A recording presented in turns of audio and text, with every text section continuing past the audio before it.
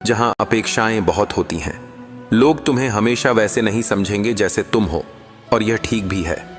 तुम्हारा काम स्वयं को सिद्ध करना नहीं, स्वयं को समझना है। जब तुम यह समझ जाते हो कि हर किसी की दृष्टि सीमित है, तब दूसरों की राय तुम्हारे मन को नहीं हिला पाती। अपने भीतर की सच्चाई को पहचानो, वही तुम्हारा धर्म है, वही तुम्हारी दिशा है। हर संबंध में, हर परिस्थिति में एक समय आता है जब तुम्हें छोड़ना सीखना पड़ता है। छोड़ना कमजोरी नहीं, बल्कि समझदारी है।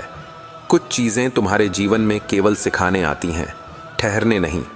उन्हें जाने दो, क्योंकि जब तुम पुराना पकड़कर बैठ जाते हो तो नया आने का स्थान नहीं पाता।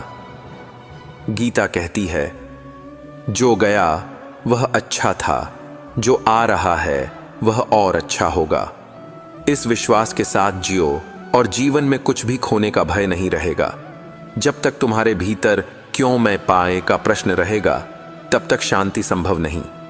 जीवन कभी किसी को बिना कारण नहीं परखता। हर परिस्थिति, हर चोट, हर असफलता तुम्हारे भीतर के किसी छिपे हुए बल को जगाने के लिए होती है।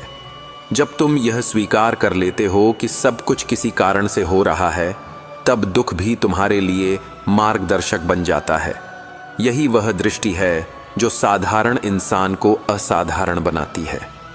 जो व्यक्ति अपने कर्मों में आनंद खोज लेता है, वह कभी थकता नहीं। अगर तुम्हें अपने कार्य में प्रेम नहीं है, तो सफलता भी बोझ बन जाएगी। इसलिए वह करो जो तुम्हें भीतर से जीवित रखता है।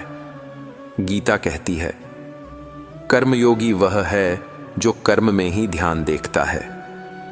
अपने काम को पूजा बना दो तो हर दिन एक साधना बन जाएगा। जब तुम अपने कर्म से प्रेम करोगे, तब परिणाम स्वयं तुम्हारे चरणों में झुक जाएगा।